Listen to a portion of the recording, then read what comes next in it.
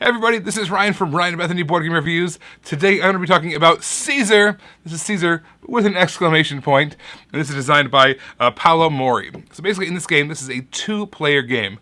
One player is going to be playing as Caesar with an exclamation point, and one other player is going to be playing as Pompey without an exclamation point. And basically this is an area control style game where you're going to be taking over provinces and enacting some special abilities. Let me give you a quick overview of how to play. All right, here is our setup for Caesar, which is one simple board. Each player is going to have a bag full of their own kind of components. They're going to look like this. They're going to be divided in half with two different values on each side. You're going to be using those, placing them along these lines on these circle spots in order to gain control of the spots in the middle of those lines. Once you take control of an area by having the majority in that area, you're also going to be able to place one of your components in the middle of that, showing that you own it. And whoever closes off the area is going to be able to take the token in the middle. And you're going to place it behind your little divider here. And on the inside tells you all the information about all the different tokens you might be gaining once you close off one of those areas. You start the game with two of those tokens, but then each turn you're going to play one and draw a new one, so you always kind of have two that you're working with. The little symbols that are on these tokens kind of tell you where you can place them. So you have to have a boat symbol in order to play that token, or a sword token in order to play that one. The wreath, kind of the laurel symbol, that is a wild, that can be played anywhere. So a turn might go something like this. You draw a token out of the bag, place your token, and that's it. On the next player's turn, they might take one of their tokens and place it like that. On our turn, we place the last token. Because we place the last token, we're able to take the token in the middle there. You can spend those tokens that you've earned anytime you want, whenever it's convenient for you. That particular one, those two crossed spears, according to this, it says, might flip an opponent's influence token or control marker. So what you could do is you could do something like this. They have their sticks kind of pointing towards that middle area, which is a very strong token. Even though this one's already been taken, you could rotate it like that or something like that. Now that little area is complete, we're going to add up the strength of the numbers pointing towards the middle of that area, and we're going to see who wins. We've got a 5 and a 2 over on red for 7, and blue has a 6. So that means red has the majority. That means that red is going to take control of that area. And that is kind of the whole point of the game, is you are trying to get rid of all of your tokens. You want to have the majority of your tokens out there as fast as possible. One special token is the Senate tokens. When you grab a Senate token, it actually goes here on the board. What's going to happen is, if you are the person who was able to conquer that territory when you won it, in addition to putting your token on that spot, you're also going to take one of your tokens and put it under the Senate token. And now for every future Senate token that you take, the same thing is going to happen, only it's going to stack. So if you were to win this one, instead of putting just one under it, you put two under it.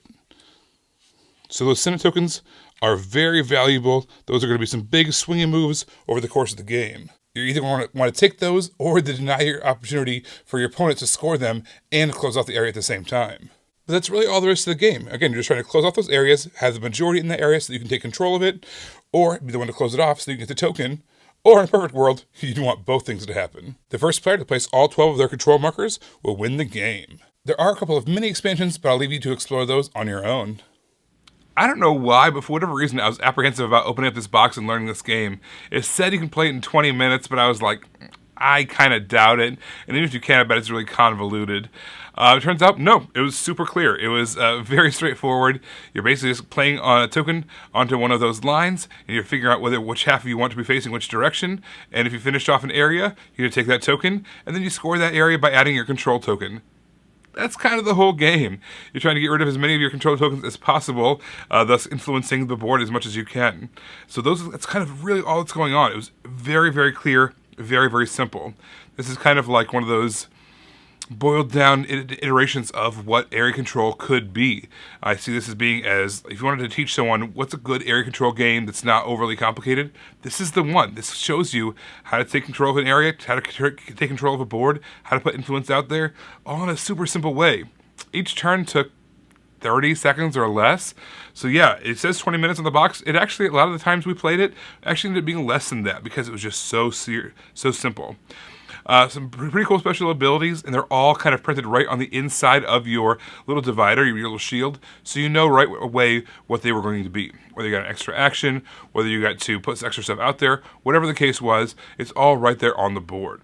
This game also has several expansion kind of mini modules that you can add in that basically kind of give you more variety. There's the poison module that you can add in. There's the Centurions module that you can add in. Both kind of manipulate the way you play. There's also a full-on solo mode that you can play as well. And it basically kind of simulates having a 2-player game just by yourself. So it's a really great way to get a little bit extra variety out of playing this game.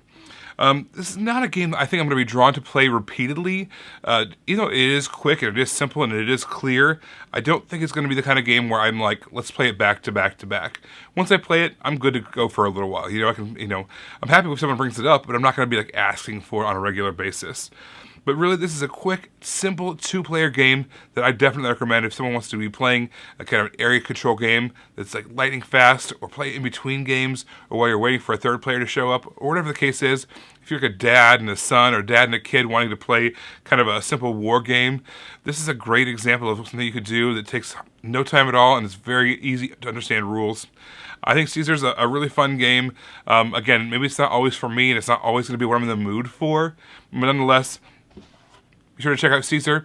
Also, you can want to follow us on all of our social media channels. We've got all of those listed right there. You can subscribe to our channel if you don't mind. We're trying to get 3,000 subscribers this year, and so that way we can do our top 100 of all time list. That's going to be a lot of fun. Furthermore, be sure to hit that like button, share our videos, all that support we really appreciate. You guys, thanks so much for watching, and we will see you next time. Bye. You guys, thanks so much for watching. This game was provided to us by a publisher in exchange for a fair and honest review. And if you want to see more stuff, check out over here to see something we think you might like. And over here, we think that YouTube has picked out a great video for you you're going to love. Thanks, guys. We'll see you next time. Bye.